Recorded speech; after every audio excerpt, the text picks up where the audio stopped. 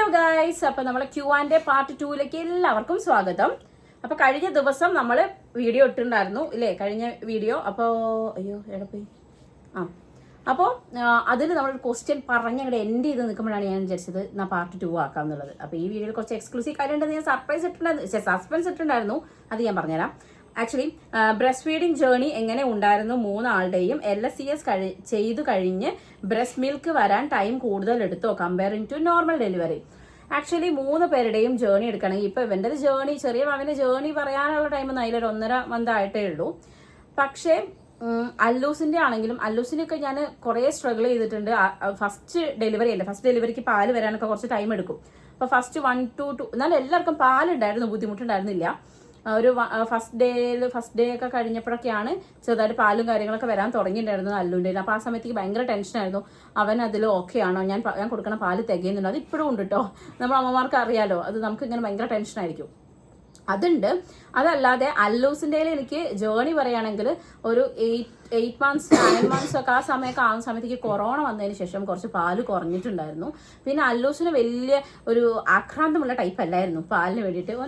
അങ്ങനെ വലിയ ഡിമാൻഡ്സ് ഒന്നുമില്ല, തന്നാൽ കുടിക്കാം അങ്ങനെ. അല്ലാതെ എന്താ പറയുക, എനിക്കിപ്പോൾ പാല് വേണമോ എന്നൊക്കെ കരഞ്ഞ് അലമ്പുണ്ടാക്കുന്ന കുട്ടിയായിരുന്നില്ല. സ്റ്റാർട്ടിങ്ങിലൊക്കെ ഉണ്ടാവും, അത് കഴിഞ്ഞതിന് ശേഷം. പിന്നെ അവന് വേറെ ഫുഡുകളും കാര്യങ്ങളൊക്കെ ആയിരുന്നു. പിന്നെ ഞാൻ ഡ്യൂട്ടിക്ക് പോയിട്ട് വരുന്ന സമയത്തൊക്കെ ആണല്ലോ പാലൊക്കെ കൊടുക്കുക. അതെല്ലാം ഞാൻ കൊടുത്താൽ ഓനായി, അല്ലാതെ ഓൻ അതിനായിട്ട് കാത്തിരിക്കുന്ന പരിപാടി ഒന്നുമില്ലായിരുന്നു. പക്ഷെ തുമ്പമ്മ ഫുള്ളൊരു പാല് നുണച്ചിയായിരുന്നു. ഫുൾ ടൈം ഒക്കെ പാൽ കുടിക്കണം, നിന്നും കിടന്നും മലർന്നും ചെരിഞ്ഞും ഒക്കെ കുടിക്കുമായിരുന്നു കേട്ടോ. എൻ്റെ നെഞ്ഞത്ത് കയറി നിന്നിട്ടൊക്കെ കുടിക്കലുണ്ടായിരുന്നു. അങ്ങനെ ഒരു ഭയങ്കര നുണച്ചി കുട്ടിയായിരുന്നു തുമ്പി. ഭയങ്കര പാല് കുടിക്കുക എന്നൊരു ചിന്തയുണ്ടായിരുന്നുള്ളൂ. ഈവൻ ഇപ്പം പിന്നെ പാലല്ലാതെ വേറെ നമുക്കൊന്നും കൂൾ ഡ്രിങ്ക്സ് ഒന്നും കൊടുക്കാൻ പറ്റില്ലല്ലോ, അതുകൊണ്ട് ഓനും പാലൊക്കെ ഇപ്പോൾ വേണം. ജേർണി ഇതൊക്കെ തന്നെയാണ്. പിന്നെ അല്ലുമാണ് എന്നെ കുറച്ച് പേടിപ്പിച്ചിട്ടുള്ളത്. ബിക്കോസ് എൻ്റെ ബ്രസ്റ്റിൽ ഒരു കുഞ്ഞ് ബ്ലഡ് ക്ലോട്ട് വന്നിട്ടുണ്ടായിരുന്നു, എങ്ങനെയാണെന്ന് അറിഞ്ഞൂടാ. അപ്പോൾ ഇവൻ ഇത് പാൽ കുടിക്കുന്നതിൻ്റെ കൂട്ടത്തങ്ങ് വലിച്ചെടുത്തു. എന്നിട്ട് ഇവൻ വോമിറ്റ് ചെയ്ത സമയത്ത് ഈ വലിച്ചെടുത്ത ബ്ലഡ് ഉണ്ടല്ലോ അതങ്ങ് വോമിറ്റ് ചെയ്ത്. ഞാൻ കണ്ടപ്പോൾ എൻ്റെ കുട്ടി ബ്ലഡ് വോമിറ്റ് ചെയ്ത്. ഞാൻ പറയലും അപ്പു അച്ഛൻ്റെ ഓട്ടോറിക്ഷ എടുക്കുന്നു, ഞങ്ങൾ സാഹസികമായി മെഡിക്കൽ കോളേജിൽ പോകുന്നു. അച്ഛനും അപ്പു, ഞാൻ, അമ്മ. അപ്പത്തേക്കും വൈശാഖേട്ടൻ അവിടെ ക്വാറന്റൈൻ കിടന്ന് ലാസ്റ്റ് ഡേയ്സ് ആയിട്ടുണ്ടല്ലേ. ആ സമയത്ത് വൈശാഖേട്ടൻ വരുന്നു ഒക്കെ. പൊന്നെ ഞങ്ങൾ ടെൻഷൻ അടിച്ച് മെഡിക്കൽ കോളേജിൽ പോയി, കുറേ ചെക്കപ്പും കാര്യങ്ങളും. അത് കഴിഞ്ഞിട്ട് ഡോക്ടർ ബാക്കിയൊക്കെ ചെക്ക് ചെയ്തൊക്കെ ഒന്നും കുഴപ്പമില്ല. അപ്പോൾ അവൻ്റെ സ്റ്റൂള് ചെക്ക് ചെയ്യണമെന്ന് പറഞ്ഞു. ഇവനാണെങ്കിൽ 2 ദിവസം അവിടെ ഒന്നും അപ്പിടുന്നില്ല. കൊറോണയുടെ ടൈമാ. ഞങ്ങളിങ്ങനെ പ്രാർത്ഥിച്ച് കാത്തിരിക്കുക, മോനെ ഇച്ചിരി അപ്പി ഇതാടാ, ഇത്തിരി ഒന്ന് ടെസ്റ്റ് ചെയ്തിട്ട് നമുക്ക് പോകാമെന്ന്. ഇവനാണെങ്കിൽ അങ്ങനെയാണ് നിങ്ങൾ അവിടെ ഇരിയെന്നുള്ള മട്ടിൽ ഇവൻ അപ്പി തരുന്നില്ല ഗൈസ്. അവൻ്റെ അപ്പിക്ക് വരെ ഡിമാൻഡ് ആയിരുന്ന സമയത്ത്. അങ്ങനെ 2ാം ദിവസം അത് കിട്ടിയത് ടെസ്റ്റ് ചെയ്തപ്പോൾ അതിലും കുഴപ്പമില്ല. അപ്പോഴാണ് ഡോക്ടർ പിന്നെ എന്നെ ചെക്ക് ചെയ്തപ്പോൾ ഡോക്ടർ പറഞ്ഞു ഇങ്ങനെ ബ്ലഡ് ക്ലോട്ട് ഉണ്ടാവും, അപ്പോൾ അത് അങ്ങനെ വലിച്ചെടുത്തായിരിക്കും. അതിനുശേഷം ഓനെ കൃഷ്ണൻ എന്നെ പൂതനാന്ന് അതിനെ അപ്പോൾ വിളിക്കുന്നത്. വലിച്ചെടുത്ത് കൊന്ന മനുഷ്യല്ലേ ഇതൊക്കെ. അങ്ങനെ അതൊക്കെ ആയിരുന്നു അല്ലൂസിൻ്റെ ആ ഒരു ടൈമിൽ. പിന്നെ കുറച്ച് കഴിഞ്ഞ് കൊറോണ വന്നപ്പോൾ പാല് കുറഞ്ഞു. പിന്നെ അവന് അത്ര വലിയ ഡിമാൻഡ് ഇല്ലാതെയായി. അങ്ങനെ തന്നെ നിർത്തിയത്, അല്ലാതെ ഞാൻ പാലുകൂടി നിർത്താനായിട്ട് ഒന്നും 2 പേർക്കും വേണ്ടിയിട്ട് ചെയ്തിട്ടില്ല. തുമ്പിമോളുടേത് ഞാൻ വയനാട് ക്ലാസ്സിന് പോയ സമയത്ത് കുറച്ച് ദിവസം കുടിക്കാതെ നിന്നല്ലോ. ആ സമയത്താണ് പിന്നെ ഓളും അതൊരു വലിയ സംഭവമാക്കാതെ അങ്ങനെ അങ്ങ് നിന്നുപോയി. എന്നാലും ഒരു അത്യാവശ്യം ടൈം 2 പേർക്കും കൊടുത്തിട്ടുണ്ട് കേട്ടോ പാല്. പിന്നെന്താണ്, ഇതൊക്കെ നമ്മൾ പറഞ്ഞതല്ലേ.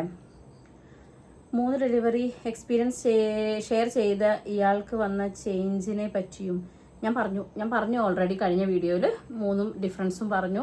എൻ്റെ ചേഞ്ചസ് ഞാൻ പറഞ്ഞു. ആദ്യത്തെ 2 പ്രഗ്നൻസിയിൽ നല്ല തടി ഉണ്ടായിരുന്നു.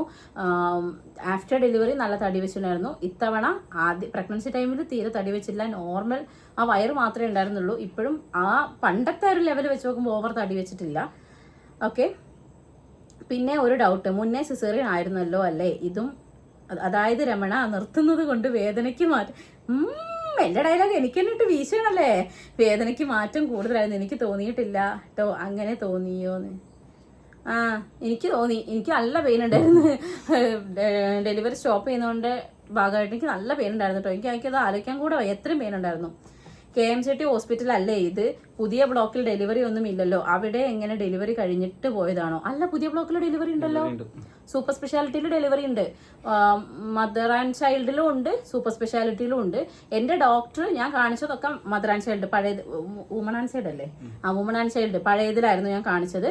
പക്ഷേ ഡെലിവറിക്ക് എനിക്ക് ഇപ്പുറത്തേക്കാണ്. ഓക്കെ, ഇപ്പുറത്തേക്ക്. അതായത് ഞാൻ കാണിച്ച ഡോക്ടർ ഓൾഡ് ബ്ലോക്കിലാണെങ്കിലും ന്യൂ ബ്ലോക്കിലായിരുന്നു എൻ്റെ സിസേറിയൻ കഴിഞ്ഞതും ഞാൻ അഡ്മിറ്റ് ആയതൊക്കെ. അവിടെ പാക്കേജൊക്കെ അവൈലബിൾ ആണ്. ടോട്ടൽ എക്സ്പെൻസ് ഞാൻ പറഞ്ഞു. തൈറോയിഡ്, എനിക്ക് തൈറോയിഡ് അങ്ങനെ വിസിബിളായിട്ട് ഭയങ്കര തൈറോയിഡ് അങ്ങനെ ഉണ്ടായിരുന്നില്ല. പക്ഷേ ഒരു പ്രിക്കോഷൻ എന്നുള്ള നിലയിൽ ആദ്യം 25 സ്റ്റാർട്ട് ചെയ്തു. 0.25 അങ്ങനെയല്ലേ. പിന്നെ ഡോസ് കൂട്ടിയതാണ്. ചേച്ചി എനിക്ക് തൈറോയിഡ് ഉണ്ട്, സോ കൺസീവ് ആവോ, ഹെൽത്തി പ്രഗ്നൻസി ഉണ്ടാവോ, കോംപ്ലിക്കേഷൻസ് ഉണ്ടാവോ എന്നൊക്കെ ഓർത്ത് നല്ല ടെൻഷനാണ്. ചേച്ചിയുടെ കമ്മ്യൂണിറ്റിയിൽ സെയിം സിറ്റുവേഷനുള്ള ആൾക്കാർ ഉണ്ടാവില്ല, അതുകൊണ്ട് as A doctor what is your opinion, comment വഴി അത്തരം എക്സ്പീരിയൻസ് ഷെയർ ചെയ്യാനും പറയാമോ? ഓക്കെ, അപ്പം നിങ്ങൾക്ക് ആർക്കെങ്കിലും കുട്ടി ചോദിച്ചിരിക്കുന്നത് എന്താ വെച്ചാൽ ഇത് ഈ തൈറോയിഡിൻ്റെ ഒരു ഹിസ്റ്ററി ഉണ്ട് ആൾക്ക്. അപ്പോൾ കൺസീവ് ആവുന്നതിൽ ബുദ്ധിമുട്ടുണ്ടാവോ, ഹെൽത്തി പ്രഗ്നൻസി ഉണ്ടാവോ? സോ നിങ്ങൾക്ക് ആർക്കെങ്കിലും അങ്ങനെ ഒരു എക്സ്പീരിയൻസ് ഉണ്ടെന്നുണ്ടെങ്കിൽ ഒന്ന് കമൻറ്റ് ചെയ്യുക. കമൻറ്റ് വഴി ആരെങ്കിലും ഒക്കെ ഒന്ന് അതിന് റിപ്ലൈ ചെയ്യുമെന്നാണ് ആൾ ചോദിച്ചിരിക്കുന്നത്. സോ നിങ്ങൾക്ക് ആർക്കെങ്കിലും, അതായത് ഓൾറെഡി തൈറോയിഡ് ഉണ്ടായിരുന്നു, പിന്നെ നിങ്ങൾ പ്രഗ്നൻസി ട്രൈ ചെയ്ത സമയത്ത് നിങ്ങൾക്ക് എന്തെങ്കിലും അത് റിലേറ്റഡ് ആയിട്ട് കോംപ്ലിക്കേഷൻസ്, തൈറോയിഡ് വഴി കോംപ്ലിക്കേഷൻസ് ഇല്ല എന്നൊന്നും പറയാൻ പറ്റില്ല, കോംപ്ലിക്കേഷൻസ് ഉണ്ടാവാം, അത് ചാൻസ് ഉണ്ട്. അതിന് നമ്മൾ പ്രോപ്പർ മെഡിക്കേഷൻ എടുക്കുക എന്നുള്ളതാണ്. പിന്നെ തൈറോയിഡിന് ഒഴിവാക്കേണ്ട ഫുഡും കാര്യങ്ങളൊക്കെ മാറ്റി പ്രോപ്പർ ഡയറ്റ് എടുക്കുക. കാരണം തൈറോയിഡ് കൂടാൻ പാടില്ല പ്രഗ്നൻസിയിൽ. നമ്മളത് നോർമൽ ലെവലിൽ കൊണ്ടുപോകണം. അതിന് മെഡിസിൻസ് അതിൻ്റെതായ ഡോസും കാര്യങ്ങളൊക്കെ എടുക്കണം. ബിക്കോസ് അതിൻ്റെ കോംപ്ലിക്കേഷൻസ് ഉണ്ട്. ഞാൻ പറഞ്ഞു പേടിപ്പിക്കുന്നില്ല, പക്ഷെ കോംപ്ലിക്കേഷൻസ് ഉണ്ടാവും. അത് ഉണ്ടാവാനും ഉണ്ടാവാതിരിക്കാനുള്ള ചാൻസ് ഉണ്ട് കേട്ടോ. എനിക്ക് ചെറിയ ലെവലിൽ തൈറോയിഡിൻ്റെ ഒരു ചെറിയൊരു വേരിയേഷൻ കാണിച്ചപ്പോഴത്തേക്ക് ഡോസ് കൂട്ടി നോർമലാക്കുകയായിരുന്നു ചെയ്തിട്ടുണ്ടായിരുന്നു. ഡോക്ടർ പ്രത്യേകം ശ്രദ്ധിക്കാനും പറഞ്ഞിട്ടുണ്ടായിരുന്നു. മെഡിസിൻ സ്കിപ്പ് ചെയ്യരുതെന്ന് പറഞ്ഞിട്ടുണ്ടായിരുന്നു. നെയിം സെറ്റായോ? ഞാൻ പറഞ്ഞല്ലോ, നെയിമൊക്കെ നമ്മൾ വഴി അറിയിക്കുന്നതായിരിക്കും. ഓക്കെ, ഒരുവിധം കമൻസ് നമ്മൾ റിപ്പീറ്റഡ് അല്ലാത്ത സാധനങ്ങളെല്ലാം നമ്മൾ പറഞ്ഞു എന്നാണ് തോന്നുന്നത്. ഇനി ആരെങ്കിലും ഞാൻ സ്കിപ്പ് ചെയ്തിട്ടുണ്ടെങ്കിൽ സോറി. ആൻഡ് നമ്മൾ കഴിഞ്ഞ വീഡിയോയിൽ പറഞ്ഞ പോലെ ഞങ്ങൾ ആക്ച്വലി കുറച്ച് പ്ലാൻസ് ഒക്കെ ഇട്ടിട്ടുണ്ട്. വേറൊന്നുമല്ല, ഞാൻ എല്ലാ കാര്യവും നിങ്ങളുടെ അടുത്ത് ഷെയർ ചെയ്യുന്ന ഒരാളാണ്. അപ്പോൾ ഇതായിട്ട് എനിക്കങ്ങനെ മാറ്റി വെക്കണം തോന്നിയില്ല. അതുകൊണ്ടാണ് കേട്ടോ ഞാനിതിവിടെ പറയുന്നത്. വൈശാട്ടൻ എന്തടി നീ പറയാൻ പോകുന്നത്? അങ്ങനെയല്ല, ഞാൻ കഴിഞ്ഞ വീഡിയോയിൽ പറഞ്ഞ കുറച്ച് കാര്യങ്ങൾ പക്ഷെ കുറച്ച് ഡീറ്റെയിൽ ആയിട്ട് പറയാൻ വേണ്ടിയിട്ടാണ്. ഞങ്ങളിപ്പം ഒന്ന് വൈശാഖേട്ടൻ എല്ലാവരോടും കുറേ കമൻസിൽ തന്നെ പറഞ്ഞിട്ടുണ്ടായിരുന്നു, ദൃശ്യ കുറേ പൈസ ഉണ്ടായിട്ട് കാര്യമില്ല, നമ്മൾ അവിടെ ഇവിടെ ലൈഫായിട്ട്. പക്ഷെ പൈസയ്ക്ക് പൈസ വേണം, അത് അറിയാഞ്ഞിട്ടല്ല. പക്ഷേ എനിക്ക് തോന്നി മക്കൾക്ക് അച്ഛൻ്റെ പ്രസൻസ് വേണം. ഓഫ് കോഴ്സ് എനിക്ക് ഏട്ടനൊരു സപ്പോർട്ട് ഇല്ലാഞ്ഞാൽ ഇനി അങ്ങോട്ടേക്ക് മൂവ് ചെയ്യാൻ പറ്റില്ല. 3 കുട്ടികൾ, അവരുടെ പഠിത്തം ആൻഡ് നമ്മളുടെ യൂട്യൂബ് ഇതൊക്കെ കൊണ്ടുപോകണമെന്നുണ്ടെങ്കിൽ ഓഫ് കോഴ്സ് ഏട്ടൻ്റെ സപ്പോർട്ടും കൂടെ വേണം. മാത്രമല്ല നമ്മൾ പുതിയൊരു ചുവട് എടുത്തു വെക്കാൻ പോവാണ്. അതായത് നമ്മൾ സ്ഥലം വാങ്ങി വീട് വെക്കാനുള്ള പ്ലാൻ ഉണ്ട്. അപ്പോൾ അതിൽ ഒരിക്കലും എനിക്ക് ആ ഒരു ജേർണി കംപ്ലീറ്റ് ചെയ്യാൻ ഒറ്റയ്ക്ക് പറ്റില്ല. ബിക്കോസ് നമ്മൾ സ്ഥലം വാങ്ങിക്കണം, സ്ഥലം പോയി കാണണം, അതിൻ്റെ ബാക്കി പ്രൊസീജിയേഴ്സ് ആൻഡ് വീട് പണി കാര്യങ്ങളൊക്കെ വരുന്ന സമയത്ത് ഒറ്റൊരാളായി നിന്നുകൊണ്ട് എനിക്ക് ചിലപ്പോൾ ഞാൻ ഒറ്റയ്ക്കാണെങ്കിൽ പറ്റിയാണ്. എനിക്ക് 3 കുട്ടികളും കൂടെ എൻ്റെ കൂടെ ഉള്ളത് കൊണ്ടും എനിക്ക് മറ്റു പല കാര്യങ്ങളും ചെയ്യാനുള്ളത് കൊണ്ടും ഒറ്റയ്ക്കത് ആ ഒരു ജേർണി കംപ്ലീറ്റ് ആവുമെന്ന് എനിക്ക് തോന്നുന്നില്ല. സോ ഏട്ടനെ സപ്പോർട്ട് എനിക്ക് ആ സമയത്ത് ഓഫ് കോഴ്സ് വേണ്ടതാണ്. അതുകൊണ്ട് തന്നെ നമ്മൾ നാട്ടിൽ സെറ്റിൽ ആവാനുള്ളൊരു പ്ലാനാണ്. ഓക്കെ, അതുകൊണ്ട് ജോബ് ക്വിറ്റ് ചെയ്തിട്ടാണ് ഏട്ടൻ വന്നിട്ടുണ്ടായിരുന്നത്. കുറേ പേര് കമൻസിൽ ചോദിച്ചിട്ടുണ്ടായിരുന്നു, അതുകൊണ്ട് പറഞ്ഞതാണ്. അപ്പോൾ ഇനി നമ്മൾ നാട്ടിൽ തന്നെ ഒരു ജോബ് ഞാൻ പറയണു ഒരുപാട് സാലറിയോ കാര്യങ്ങളോ അങ്ങനെയൊന്നുമല്ല ഞാൻ നോക്കുന്നത്. നമുക്ക് ജീവിച്ചു പോകാൻ പറ്റുന്നൊരു സാലറി അത് വേണം. പിന്നെ നമ്മൾ യൂട്യൂബും ഒക്കെ കൂടി ആയിട്ട് മുന്നോട്ട് പോകണം. ഇങ്ങനെ ഇരിക്കല്ലേ, കുറച്ച് പോസിറ്റീവായിട്ട് ഇരിക്കും. അപ്പൊ ഒരു ജോബ് നമ്മൾ നാട്ടിൽ നോക്കുന്നുണ്ട്. ഇപ്പൊ ഞങ്ങൾ ട്രൈ ചെയ്ത് തുടങ്ങിയിട്ടില്ല. ബിക്കോസ് ഞാൻ ഇവിടെ ഇപ്പൊ എന്തായാലും ഞങ്ങൾക്ക് ഏട്ടനില്ലാണ്ട് പറ്റില്ല. പിന്നെ നമ്മൾ വീട്ടിലെത്തിയിട്ടാണെങ്കിലും ഞാൻ അതായത് അമ്മയൊക്കെ പോയി കഴിഞ്ഞാൽ എനിക്ക് ഇവരെ പെട്ടെന്ന് ഹാൻഡിൽ ചെയ്യാന്ന് പറഞ്ഞിട്ടുണ്ടെങ്കിൽ അത്ര ഈസി ആയിരിക്കില്ല. അപ്പൊ ഞാനൊന്ന് സ്റ്റേബിൾ ആയിട്ടൊന്ന് നോർമൽസിയിലേക്ക് വന്നു കഴിഞ്ഞാൽ അപ്പൊ ഏട്ടന് ജോബ് സ്റ്റാർട്ട് ചെയ്യണം. അപ്പൊ ഏട്ടൻ ആ സമയത്ത് ജോബ് ഇപ്പം നമ്മൾ അന്വേഷിക്കുന്നുണ്ട്, ചെറിയ രീതിക്കൊക്കെ അന്വേഷിക്കുന്നുണ്ട്. കാര്യമായിട്ട് അന്വേഷണങ്ങളിലേക്ക് ഒന്നും പോകാത്തത് ഇതുകൊണ്ടാണ്.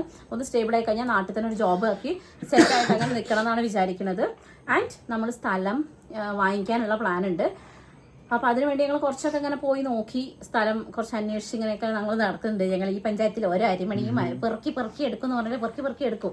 ഞങ്ങളിങ്ങനെ സ്ഥലങ്ങളിങ്ങനെ അന്വേഷിച്ച് ഇങ്ങനെ പല സ്ഥലങ്ങളിൽ പോകുന്നുണ്ട്. ഞങ്ങൾക്കിങ്ങനെ സ്ഥലത്തിലേക്ക് ഓവർ ഇൻവെസ്റ്റ് ചെയ്യാൻ പറ്റില്ല. ബിക്കോസ് നമുക്ക് വീട് പണി നോക്കണമല്ലോ, അപ്പോൾ മക്കളുടെ പഠിത്തവും ഒക്കെ നോക്കണം. മുന്നോട്ടേക്ക് ഒരുപാട് കാര്യങ്ങളുണ്ട്. അതുകൊണ്ട് സ്ഥലത്തിന് ഓവർ പൈസ ഇട്ടിട്ട് സ്ഥലം എടുത്തിട്ട് പിന്നെ വീട് പണിക്ക് നമ്മൾ അട്ടാൻ നോക്കി നിൽക്കേണ്ടി വരും. അതുകൊണ്ടൊരു മീഡിയം റേഞ്ചിൽ പിടിക്കാനുള്ള പ്ലാനാണ്. അതുകൊണ്ട് വീടിൻ്റെ അടുത്ത് ഞങ്ങൾ നോക്കുന്നില്ല അതിൽ ആഗ്രഹമുണ്ട്. കാരണം ഞാൻ എപ്പോഴും അമ്മേനോട് പറയാറുണ്ട്, രാവിലെ ഞാനവിടെ എണീറ്റ് ഒരു പാലിട്ടിട്ട് മക്കളെയും കൊണ്ട് ഞാൻ ഇങ്ങോട്ട് വരാമെന്നൊക്കെ ആയിരുന്നു പക്ഷെ അമ്മേൻ്റെ അടുത്ത് പറഞ്ഞുകൊണ്ടിരുന്നത്. സോ വീട്ടിനടുത്തേക്കാണ് ഞങ്ങൾക്ക് താല്പര്യം. പക്ഷെ വീട്ടിനടുത്ത് ഞങ്ങൾക്ക് സ്ഥലം എടുക്കാന്നുണ്ടെങ്കിൽ ഷഡ്ജം കയറും. ഇപ്പോൾ പറയുന്നത് വീടിന്റെ തൊട്ടടുത്ത്, അതായത് റോഡ് സൈഡിലൊക്കെ അത്യാവശ്യം നല്ല റേറ്റ്. ഇപ്പൊ ഞങ്ങൾ അവിടെ സെക്കൻഡ് പ്ലോട്ട് ആണെങ്കിൽ പോലും, ഇപ്പൊ വൈശാട്ടന്റെ വീടിനടുത്ത് സെക്കൻഡ് പ്ലോട്ട് ആണെങ്കിൽ പോലും നല്ല പൈസയാണ്. അത്യാവശ്യം നല്ല പൈസ വേണം. അപ്പം അത് നമുക്ക് എന്തായാലും അഫോർഡ് ചെയ്യാൻ പറ്റില്ല. പക്ഷെ ഞങ്ങൾക്ക് ദൂരെ വിട്ട് പോകാനുള്ള ധൈര്യമില്ല. എനിക്ക് അമ്മയും അച്ഛനൊക്കെ അടുത്ത് തന്നെ വേണം. അതുകൊണ്ട് നമ്മൾ ഒരു കയ്യകലത്തിൽ എന്നല്ല, ഒരു വണ്ടി അകലത്തിൽ ഒരു പെട്ടെന്ന് വരാൻ പറഞ്ഞാൽ അച്ഛനും അമ്മയ്ക്കും വരാനോ, അല്ലെങ്കിൽ പെട്ടെന്ന് നമുക്ക് വീട്ടിൽ പോകേണ്ട ഒരു കാര്യം വന്നാൽ വീട്ടിൽ പോകാനോ പറ്റുന്ന അകലത്തിൽ നമ്മൾ സ്ഥലം നോക്കുന്നത്. അല്ലാതെ ദൂരേക്ക് പോകാൻ ഒട്ടും താല്പര്യമില്ല. അതുകൊണ്ട് ഞങ്ങൾ അങ്ങനത്തെ സ്ഥലങ്ങളാണ് നോക്കിക്കൊണ്ടിരിക്കുന്നത്. ഓവർ റേറ്റ് ഇല്ലാതെ വീടിനോട് ചുറ്റിപ്പറ്റിയുള്ള ഏതെങ്കിലും ഏരിയ, പിന്നെ അല്ലൂസിനും തുമ്പിക്കൊക്കെ സ്കൂളിൽ പോകാൻ ഈസി ആയിട്ടുള്ള ഏരിയ ഒക്കെയാണ് നോക്കിക്കൊണ്ടിരിക്കുന്നത് കേട്ടോ. ഇപ്പം ഞങ്ങൾ നോക്കുന്നത് കമ്പനിമുക്ക്, പിന്നെ മലയമ്മ ഭാഗമൊക്കെ അല്ലേ ഏട്ടാ? കമ്പനിമുക്ക്, മലയമ്മ, എനിക്ക് ഇത്രയും സ്ഥലം അറിയുള്ളൂ, ബാക്കി അറിയില്ല. അതല്ലേ ഈ ചുറ്റുവട്ടത്തൊക്കെയാണ് നമ്മൾ നോക്കിയിട്ടുള്ളത്. ആ അങ്ങനെ ഈ ഒരു ഭാഗമാണ് നമ്മൾ നോക്കുന്നത്. അപ്പൊ അങ്ങനെ ഞങ്ങൾ കുറെ സ്ഥലങ്ങളൊക്കെ പോയി നോക്കി. ചിലത് സെറ്റാവും, ചിലത് സെറ്റാവില്ല, ചിലത് റേറ്റ് സെറ്റാവും, ചിലത് വഴി സെറ്റാവില്ല. അങ്ങനെ പല കാരണങ്ങൾ കൊണ്ട് ഇങ്ങനെ ആലോചിച്ചെടുക്കേണ്ട ഒരു തീരുമാനമാണല്ലോ. അതുകൊണ്ടാണ് നമ്മൾ സ്ഥലം ഇങ്ങനെ നോക്കിയിട്ടുണ്ട് കേട്ടോ. പിന്നെ നമ്മളുടെ ലൈഫിൽ നമുക്ക് പ്ലാനിങ് ഇതൊക്കെയാണ്. സ്ഥലം വാങ്ങി വീട് വെക്കുക, പിന്നെന്തായിരുന്നു, ഇവിടെ ഒരു ജോബ് ഏട്ടന് സെറ്റ് ആവണം. ഇതാണ് നമ്മുടെ മെയിൻ അജണ്ട. പിന്നെ നമ്മളൊരു അപ്ഡേഷൻ നടത്തിയിട്ടുണ്ട്, അതും നിങ്ങളടുത്ത് പറഞ്ഞിട്ടില്ല, അതും ഇപ്പൊ തന്നെ റിവീൽ ചെയ്യാണ്. നമ്മളൊരു കുഞ്ഞു കാർ എടുത്തു. എടാ എന്തടി ഞാനറിയത് നീ അപ്ഡേഷൻ എടുത്തത്, സാരല്ല കേസ്. അപ്പൊ നമ്മളൊരു കുഞ്ഞു കാർ എടുത്തു. എന്നുവെച്ചാൽ ഇനിയിപ്പം ഒരുപാട് ഓട്ടം കാര്യങ്ങളൊക്കെ വരുമല്ലോ. ഏട്ടനല്ലേ ഓടണ്ടേ, ഞങ്ങളല്ലേ കൂടെ ഉള്ളത്, ഓട്ടം കൂടുതലായിരിക്കും. അതുകൊണ്ട് നമ്മളൊരു കുഞ്ഞു കാർ എടുത്തു. പിന്നെന്താ, ഞാൻ കാറിന്റെ വീഡിയോ ഇവിടെ ഇടാം കേട്ടോ.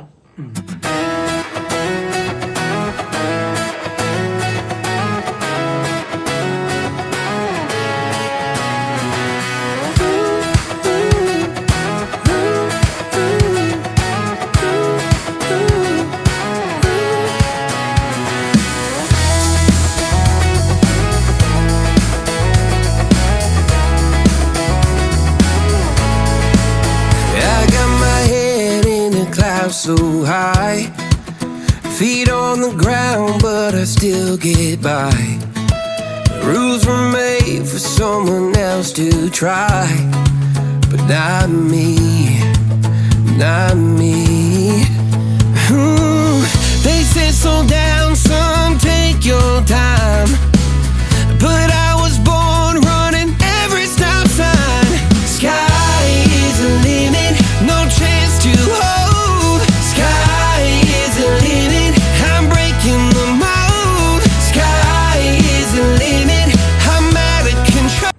ഓക്കെ, അപ്പം അത്രയ്ക്ക് തന്നെയാണ് നമ്മൾ ഇപ്പോഴത്തെ കുഞ്ഞു അപ്ഡേഷൻസ്. ആൻഡ് ഈ ഒരു ജൂലൈ ലാസ്റ്റ് ഒക്കെ ആകുമ്പോഴത്തേക്കും, ഓഗസ്റ്റ് ഫസ്റ്റ് വീക്കോട് കൂടിയിട്ട് നമ്മൾ എന്ത് ചെയ്യും, നമ്മുടെ വീട്ടിലേക്ക്, അതായത് വൈശാലിൻ്റെ വീട്ടിലേക്ക് പോവും.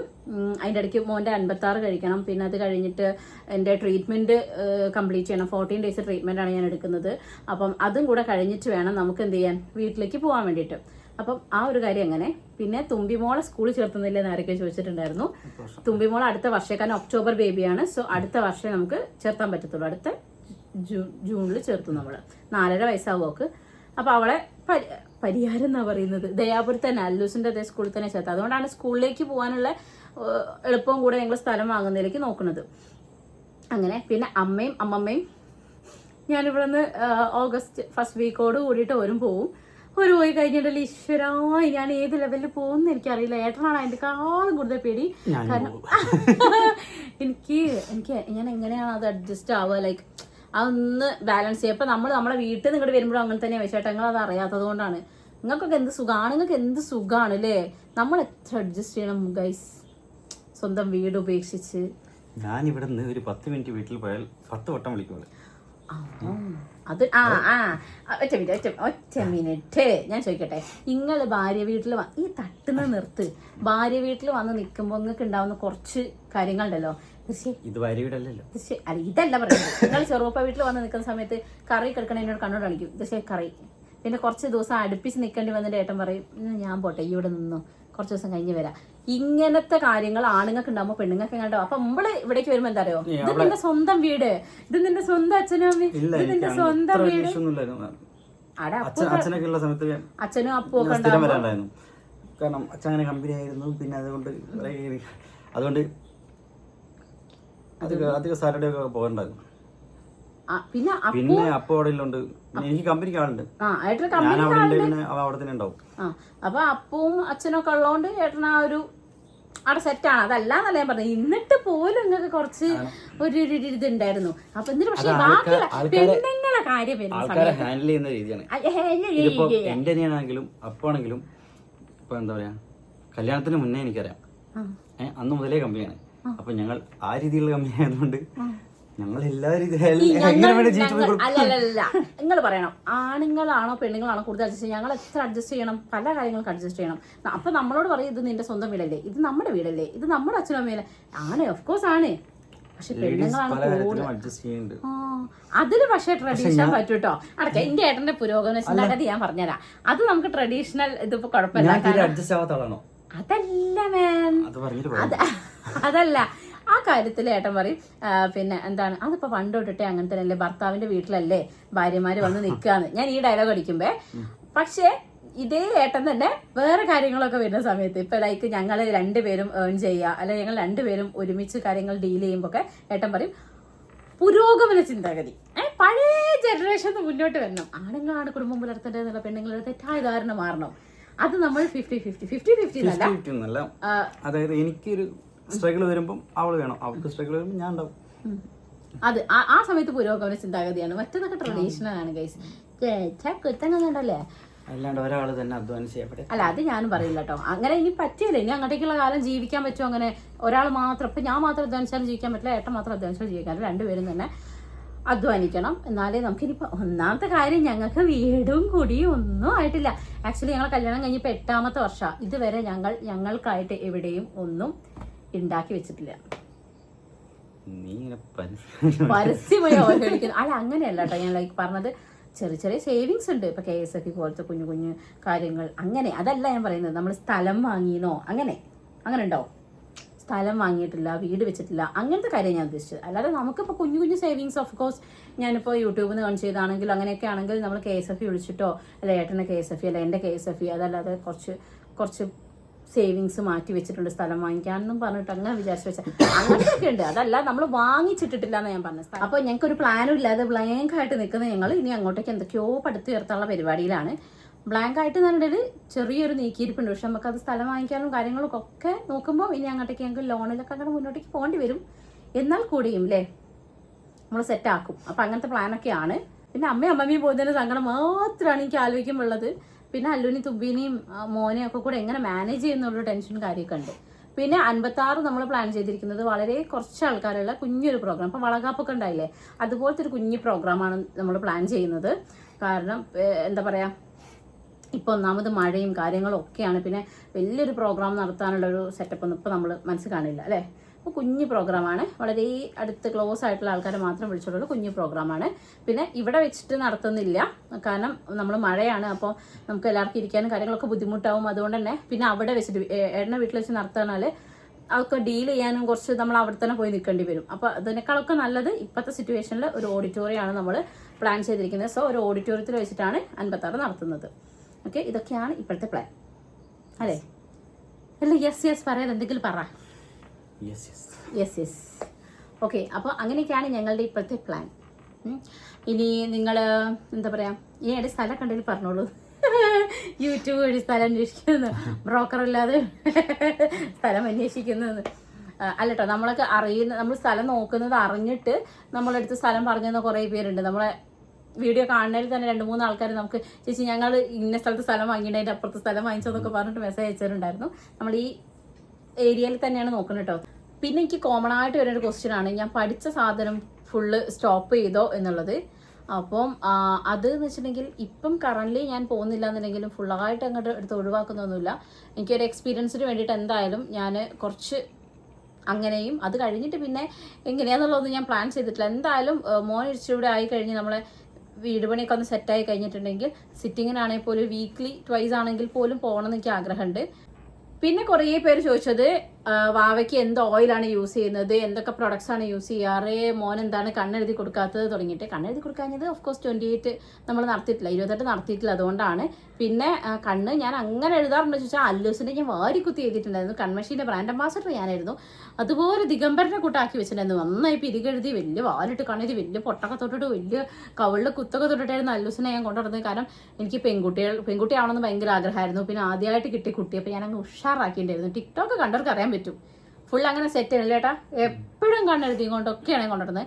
തുമ്പിമോൾ ഒരു പെൺകുട്ടിയായിട്ട് കൂടെ ഇങ്ങനെ അധികം കണ്ണെഴുതിയിട്ട് അങ്ങനെ വാലിട്ട് ഓവറാക്കാൻ നിന്നിട്ടില്ല. എന്നാലും ഞാൻ ചെയ്തിട്ടുണ്ടില്ല എന്നല്ല, എന്നെക്കാളും വൃത്തിക്ക് ആര്യാണ്. അപ്പോൾ കണ്ണൊക്കെ വാലിട്ട് നന്നാക്കി എഴുതി കൊടുക്കുക. ഒക്കെ അതിനൊരു പ്രത്യേക കഴിവുണ്ട്. എനിക്ക് അത്ര ഇങ്ങോട്ട് സെറ്റായില്ല. എന്നാലും ഞാൻ അവൾ അങ്ങനെ ഒരുക്കാൻ നിന്നില്ല. ഇനി വാവേൻ്റെ എന്താണെന്നല്ല, എൻ്റെ കുഞ്ഞു മുഖമാണ് ഗൈസ്. അതിൽ ഞാൻ എപ്പോഴും പറയും, ഈ 56 ഈ കുഞ്ഞു മുഖത്ത് ഞാൻ എങ്ങനെ കൈ എഴുതാനാണ് എന്ന്. പിന്നെ ഞാൻ യൂസ് ചെയ്തത് ഇവർക്ക് 2 പേർക്കാണെങ്കിൽ ജയ്കാജലാണ്. ഒരു പച്ച കളറുള്ള കൺമഷിയില്ലേ, പുറത്ത് പച്ചക്കൂട്, ആ സാധനമാണ് ഞാൻ ഇവർക്ക് 2 പേർക്ക് യൂസ് ചെയ്തത്. മോന് ഏതാ യൂസ് ചെയ്യേണ്ടത് ഞാൻ ഇപ്പോഴും കൺഫേം ആയിട്ടില്ല. ജയ്കാജൽ തന്നെ ആയിരിക്കും മിക്കവാറും. ഇനി നമ്മൾ ട്രീറ്റ്മെൻറ്റ് എടുക്കുന്ന അവർ കൊണ്ടുവരുന്ന കാജലാണോ എന്നുള്ളത് അറിഞ്ഞൂടാ, ഞാൻ ഫിക്സ് ആക്കിയിട്ടില്ല. പിന്നെ അവർ യൂസ് ചെയ്യുന്ന പ്രോഡക്ട്സ് എല്ലാം സെബാമെഡിൻ്റെയാണ്. എണ്ണ തേച്ച് കുളിപ്പിക്കേണ്ട ചോദിച്ചിട്ടുണ്ടെങ്കിൽ എണ്ണ തേച്ച് കുളിപ്പിക്കാറുണ്ട്. പിന്നെ ആ ഒരു റെഡ് ഇതില്ലേ, റെത്തിമ ടോക്സിക്കം, എൻ്റെ ഭാഷ, അമ്മമ്മേൻ്റെ ഭാഷയിൽ മുതിര് മുന്താന്നോ മുത്താശി മുന്താന്നൊക്കെ പറയുന്ന സംഭവം. ആ സംഭവം ഉണ്ടെങ്കിൽ നമ്മൾ ക്രീം യൂസ് ചെയ്യാൻ പാടില്ല, പൗഡർ യൂസ് ചെയ്യാൻ പാടില്ല, ഓയിൽ യൂസ് ചെയ്യാൻ പാടില്ല. സോ ആ സമയത്ത് നമ്മളതൊന്നും യൂസ് ചെയ്തിട്ടുണ്ടായിരുന്നില്ല. പൗഡർ അല്ലെങ്കിൽ അവനങ്ങനെ ഓവറായിട്ട് യൂസ് ചെയ്യാറില്ല, കാരണം കുഞ്ഞുങ്ങൾക്ക് അലർജിക്ക് ഉണ്ടാവാനുള്ള കാരണമാണ്. അപ്പോൾ വളരെ മിനിമലായിട്ടാണ്, അത് ദേഹത്ത് മാത്രം, മുഖത്തൊന്നും ഉപയോഗിക്കാറില്ല. അപ്പോൾ അങ്ങനത്തെ കാര്യങ്ങളൊക്കെയാണ്. ഓയിൽ തേങ്ങ വെന്തെണ്ണ നല്ലതാണ്, അതായത് വെർജിൻ കോക്കനട്ട് ഓയിൽ നമ്മൾ വീട്ടിൽ ഉണ്ടാക്കുന്നത്. അതുപോലെ ഇപ്പം നിലവിൽ ഞാൻ നോർമൽ സാധാ വെളിച്ചെണ്ണ എല്ലാം മാറ്റി മാറ്റി ഉപയോഗിക്കും. ഞാൻ ഒരു സാധനം കണ്ടിന്യൂസ് ഇവർക്ക് യൂസ് ചെയ്യാറില്ല. അതായത് ഇന്ന ഓയിൽ മാത്രമേ യൂസ് ചെയ്യൂ, അല്ലെങ്കിൽ ഇന്ന വെളിച്ചെണ്ണ മാത്രം, അങ്ങനെയല്ല, എല്ലാം മാറ്റി മാറ്റി കൊടുക്കും. അതുപോലെ ഒരേ സമയത്ത് കുളിപ്പിക്കുന്ന പരിപാടിയില്ല. പല സമയത്താണ് അമ്മമ്മ പറയുന്നത് കേട്ടോ, പല സമയത്തും നമ്മൾ കുളിപ്പിക്കണം, എന്നാലേ അവർക്ക് അതൊരു ഹാബിറ്റായിട്ട് മാറാതിരിക്കുള്ളൂ. അങ്ങനെയൊക്കെ പറഞ്ഞിട്ട് നമ്മൾ അങ്ങനെയൊക്കെ ശ്രദ്ധിച്ചിട്ടാണ് ചെയ്യാറ്. ഇപ്പം നിലവിൽ അങ്ങനെയൊക്കെയാണ്. പിന്നെ മരുന്നായിട്ട് കഴിച്ചു തുടങ്ങിയിട്ടില്ലെങ്കിലും ഞാൻ ആട്ടിറച്ചി കഴിക്കാനുള്ള പ്ലാൻ ഉണ്ട്. ആടിൻ്റെ എന്തിന് ചൂട് ചോറ് കുടിക്കുന്നത്, മറ്റേ എന്തൊക്കെ ആ സിനിമയുടെ പേര്, മോഹൻലാലിൻ്റെ ആട് തോമ. ഞാൻ ബോട്ടിയായിട്ട് കഴിക്കുന്നത്, ആടിന്റെ ബോട്ടി. പിന്നെ അല്ല ഊരാന്ന് പറഞ്ഞിട്ടുണ്ടെങ്കിൽ ഹിപ്പ്, അത് ഞാൻ കഴിക്കില്ല, അത് അമ്മ വായിച്ചോട്ടെ, ഞാൻ കഴിക്കില്ല. പിന്നെ സാധാ മട്ടൺ ഇറച്ചി. കാരണം എന്ന് വെച്ചാൽ നമ്മൾ മനുഷ്യൻ്റെ ശരീരത്തിനോട് ഏറ്റവും കൂടുതൽ സിമിലർ ആയിട്ടുള്ളത് ആടാണെന്നാണ് പറയുന്നത്. നമുക്ക് ഏത് ഓർഗൻ എന്തെങ്കിലും അസുഖം ഉണ്ടെങ്കിൽ ആ ഓർഗൻ ആടിൻ്റെത് കഴിച്ചിട്ടുണ്ടെങ്കിൽ അത് ബാലൻസ് ചെയ്യാൻ പറ്റും എന്നൊക്കെയാണ് നമ്മൾ ആയുർവേദത്തിൽ പഠിക്കുന്നത്, അജമാംസം. സോ അതാണ് ഞാൻ കഴിച്ചിട്ടുണ്ട്. അല്ലുവിൻ്റെ ഡെലിവറീൻ്റെ സമയത്തും കഴിച്ചിട്ടുണ്ട്, തുമ്പീൻ്റെ കഴിച്ചിട്ടുണ്ടെന്ന് എനിക്ക് ഓർമ്മയില്ല. അല്ലുവിൻ്റെ ഡെലിവറി കഴിഞ്ഞ സമയത്ത് ഞാൻ ഫുൾ എല്ലാം ആയുർവേദ മെഡിസിൻസ് ആയിക്കോട്ടെ, അതുപോലെ ആട്ടിറച്ചി കാര്യങ്ങളൊക്കെ ആണെങ്കിലും എല്ലാം പ്രോപ്പറായിട്ട് ചെയ്തിട്ടുണ്ടായിരുന്നു. പക്ഷേ ഇപ്പം ഒന്നും അങ്ങനെ നടന്നില്ല. ഇനിയിപ്പോൾ വാവേൻ്റെ ഇതിൽ ഞാൻ ഈ ഒരു സംഭവം ചെയ്യുന്നുണ്ട്, പിന്നെ ആയുർവേദ പോസ്റ്റ്നൈറ്റൽ കെയറും ചെയ്യുന്നുണ്ട്. അത്രയൊക്കെയാണ് ഇപ്പോഴത്തെ പ്ലാനിലുള്ളത്. അപ്പോൾ ഏകദേശം എല്ലാ കാര്യങ്ങളും ഞാൻ ഫസ്റ്റ് വീഡിയോയിൽ ഇൻക്ലൂഡ് ചെയ്തിട്ടുണ്ട്, ആൻഡ് നമ്മുടെ ഫ്യൂച്ചർ പ്ലാൻസ് സെക്കൻഡ് വീഡിയോയിലും ഇൻക്ലൂഡ് ചെയ്തിട്ടുണ്ട്. അപ്പോൾ നിങ്ങൾക്ക് നമ്മളെക്കുറിച്ചുള്ള ഡൗട്ട്സ് എല്ലാം കഴിഞ്ഞെന്ന് വിചാരിക്കുന്നു. പിന്നെ കുറേ പേർക്ക് കുറേ കാര്യങ്ങൾ നമ്മൾ മുമ്പൊക്കെ Q&A ചെയ്തുകൊണ്ട് നമ്മുടെ പേഴ്സണൽ കാര്യങ്ങളൊക്കെ കുറേ പേർക്ക് അറിയാം. പക്ഷേ കുറേ പുതിയ എന്താ പറയുക, നമ്മുടെ സബ്സ്ക്രൈബേഴ്സ് ഉണ്ട്. അപ്പോൾ അവരുടെ ഡൗട്ട്സ് ആയിരിക്കാം, അതുകൊണ്ടാണ്. ഓക്കെ, അപ്പോൾ എന്തായാലും പറ, ബൈ ആണോ പറയേണ്ടത്? ഞാൻ പറയാലോ. ഓക്കെ ഗൈസ്, അപ്പോൾ അടുത്ത വീഡിയോയിൽ കാണുന്നവരെ tata bye bye, see you, bye. നിന്റെ ബൈ ഇട്ടോ, ഒന്നൊരു ഹോയ് വിട്, നിങ്ങൾ ഹോയ് വിട്. എന്നെ ഇങ്ങനെ കളിയാക്കിയിട്ട് കാര്യമില്ല. ഇവള് സംസാരിക്കുമ്പോൾ തന്നെ ഞാനും സംസാരിച്ച ഞങ്ങൾ എത്ര പ്രശ്നം വരും, ഇത്ര പ്രശ്നം വരുന്നോ? ഞാൻ അധികം സംസാരിക്കാത്തോണ്ട് ഞാൻ കുഴപ്പമില്ല. അങ്ങനെ ഒരു ഇമേജ് ക്രിയേറ്റ് ചെയ്യുന്നുണ്ട്. ഇത് അത്ര പാവൊന്നല്ല ഗൈസ്. നന്നായി സംസാരിക്കുന്ന, ഉള്ളു തുറന്ന് സംസാരിക്കുന്ന ആൾക്കാരാണ് എപ്പോഴും പ്യുവർ ഹാർട്ടഡ്. അറിയില്ല, എല്ലാം തുറന്ന് പറയുന്ന ആൾക്കാർ. നമ്മുടെ മനസ്സിൽ കള്ളമില്ല. ഈ മനുഷ്യൻ അങ്ങനെയല്ല, എല്ലാം തുറന്ന് പറയില്ല കേട്ടോ. അങ്ങനെ പിടിച്ചേക്കേണ്ട കുറച്ച് സാധനമൊക്കെ പിടിച്ചു വെച്ചിട്ടേ പുറത്തേക്ക് എന്ത് വിടുള്ളൂ. ഞാൻ അങ്ങനെയല്ല, എനിക്ക് തോന്നി ഞാൻ എല്ലാം ഓപ്പൺ ആയിട്ട് പറയും. ഞാൻ ഡയറക്റ്റ്ലി ഒരാളെ ഹേർട്ട് ചെയ്യണമെന്നോ ഹേർട്ട് ചെയ്യുന്നുണ്ടെന്നാണോ? അങ്ങനെയല്ല പറഞ്ഞത്. എന്റെ വിഷമങ്ങൾ പറയാ, മിനിമം അങ്ങനെ പറയാറുള്ളൂ. എനിക്ക് സങ്കടം വന്നാൽ ഞാൻ സങ്കടം കാണിക്കും, എനിക്ക് ദേഷ്യം വന്നാൽ ഞാൻ ദേഷ്യം കാണിക്കും. പക്ഷെ ഞാൻ മനസ്സിൽ വെക്കില്ല. അതായത് ഒരാളെടുത്ത് എനിക്ക് പറയാനുള്ളത് അപ്പം അങ്ങ് പറഞ്ഞു കഴിഞ്ഞാൽ പിന്നെ അത് മനസ്സിൽ വെച്ചത് പേഴ്സണൽ ഗ്രഡ്ജ് കൊണ്ട് നടന്ന് പിന്നെ അവരെ കാണുമ്പോൾ ഇങ്ങനെ മുഖം തിരിച്ച് പിന്നെ അവർ അവരുടെ ദേഷ്യം അങ്ങനെയൊന്നും എനിക്കില്ല. എന്നോടിപ്പോൾ എന്ത് തെറ്റ് ചെയ്ത ആൾക്കാരാണെങ്കിൽ നാളെ എൻ്റെ അടുത്ത് ഒന്ന് വർത്താൻ പറഞ്ഞാൽ ഞാൻ തിരിച്ചു വർത്താൻ പറയും. എന്നോട് സ്നേഹം കാണിച്ചാൽ ഞാൻ തിരിച്ച് സ്നേഹം കാണിക്കും. അതെൻ്റെ ഒരു ബലഹീനതയാണെന്ന് ഇവിടെ പലരും പറയാറുണ്ട്. അതായത് ഏട്ടനും അശ്വിനും ഒക്കെ എന്നോട് പറയുന്നതാ ഈ സ്വഭാവം കൊണ്ട്. കാരണം ഞാൻ ഇങ്ങനെയൊക്കെ പറയും ദേഷ്യം എന്ന സമയത്ത്, ഇനി ഞാൻ അവരുടെ അടുത്ത് മിണ്ടില്ല, ഇനി ഞാൻ അവരുടെ അടുത്ത് അങ്ങനെയില്ല, ഞാൻ അവരുടെ ബന്ധം വെട്ടി എന്നൊക്കെ പറയും. അപ്പോൾ അവരെന്നെ കളിയാക്കി ചിരിക്കും. എത്ര കേട്ടിരിക്കുന്നത് ഈ മനുഷ്യനോട് ഞാൻ എത്ര ഡിവോഴ്സ് ചെയ്യാൻ ഈ മനുഷ്യനെന്നൊക്കെ പറയലുണ്ട്. പക്ഷെ കുറച്ച് കഴിയുമ്പോൾ ഞാൻ തന്നെ ഏട്ടാന്ന് വിളിച്ചു പോകും. അടി ഉണ്ടാക്കി എന്തിനാന്ന് പോലും ഓർമ്മ ഉണ്ടാവില്ല. പക്ഷെ അങ്ങനെ തീരെ ഓർമ്മയിലാക്കിയല്ലോ കേട്ടോ. ഞാൻ ജനിച്ച അന്ന് തൊട്ട് ഞാൻ കിടക്കയിൽ മുള്ളിയത് വരെ അടി ഉണ്ടാവുമ്പോ എടുത്തിട്ട് പറയും, നിങ്ങൾ കിടക്കയിൽ മുള്ളിയാനല്ലടാ. അതെല്ലാ പെണ്ണുങ്ങളും അങ്ങനെയാണ്, അടി ഉണ്ടാവുമ്പോ. അതൊക്കെ അതല്ല, തെറ്റുകൾ സംഭവിക്കാട്ടല്ല, എല്ലാം പറഞ്ഞ് കോംപ്രമൈസ് ആയതാ. എല്ലാം അതും 3, 4, 5 വട്ടം കോംപ്രമൈസ് ആയത് പിന്നെയും പറയും. അത് പെണ്ണുങ്ങളുടെ സ്വഭാവമാണ്. അത് എല്ലാവരും ഉണ്ടാവും. കമന്റ് ഇടണം. എല്ലാ ഭാര്യമാരും അങ്ങനെയൊക്കെ തന്നെയാ. അത് ഇവിടെ ദേഷ്യം വരുമ്പോ പലതും പറയും. നല്ല നല്ല പോയിന്റ് ഉണ്ടാവും, അന്നപ്പോ ഓർമ്മ ഉണ്ടാവും. പിന്നെ അടുത്തടിക്കെടുത്തിട്ടുള്ള പോയിന്റാണ് മിസ്സായി പോണത്. പക്ഷെ അങ്ങനെയല്ല ഞാൻ പറഞ്ഞത്, എന്റെ നോർമൽ ക്യാരക്ടർ ഞാൻ പറഞ്ഞത്. എനിക്ക് ഒരാളോട് പേഴ്സണൽ ഗ്രഡ്ജ് വെച്ചിട്ട് ഇങ്ങനെ കുറെ കാലം മിണ്ടാണ്ടിരിക്കാനോ അങ്ങനെ ഞങ്ങൾ മനസ്സിൽ വെച്ച് പറയണല്ല. എനിക്ക് പെട്ടെന്ന് ദേഷ്യം വരുമ്പോൾ ഞാൻ അങ്ങ് പറയും. അത് എല്ലാവരുടെ അടുത്തൊന്നും ഞാൻ പറയില്ല കേട്ടോ. എനിക്ക് അത്രയും ക്ലോസ് ആയിട്ടുള്ളവരുടെ അടുത്ത് മാത്രമാണ് ഞാൻ അങ്ങനെ ഓപ്പൺ ആയിട്ട് പറയുള്ളൂ. ഇല്ലാത്തവരും ഞാൻ മൈൻഡ് ആക്കില്ല, അതങ്ങ് പോയി എന്ന് വിചാരിക്കും, അത്രേ ഉള്ളൂ. എന്ന് വെച്ചിട്ട് ഞാൻ 4 ഓരെ കണ്ടു കഴിഞ്ഞാൽ മിണ്ടാണ്ടിരിക്കുന്നില്ല. പക്ഷെ അതെനിക്കൊരു വൃത്തിയുടെ സ്വഭാവമാണ്. കുറച്ചൊക്കെ അങ്ങനെ പിടിച്ച് നിൽക്കണം, എന്നാലേ എല്ലാവർക്കും ഒരു വില ഉണ്ടാവും. ഇതിപ്പോൾ എല്ലാവർക്കും അറിയാം, ഓൾ തെറ്റിക്കഴിഞ്ഞാൽ ഇത് കുറച്ച് കഴിയുമ്പോൾ വരും, അല്ലെ ഓളോട് എന്ത് പറഞ്ഞാലും ഓളും കൂടി വരും എന്നൊരു ചിന്ത എല്ലാവർക്കും ഉണ്ട്. അതാണൊരു പ്രശ്നം. പിന്നെ ഞാനൊരു പാവമായതുകൊണ്ട് കുഴപ്പമില്ല. ഓക്കെ ഗൈസ്, ഞാൻ ഇനി എന്നെ തന്നെ പുകഴ്ത്തി സമയം കളയുന്നില്ല. എനിക്കിത് കേൾക്കാനൊന്നും വയ്യാന്ന്. ഓക്കെ ഗൈസ്, അപ്പോൾ അടുത്ത വീഡിയോയിൽ കാണാൻ. ബൈ.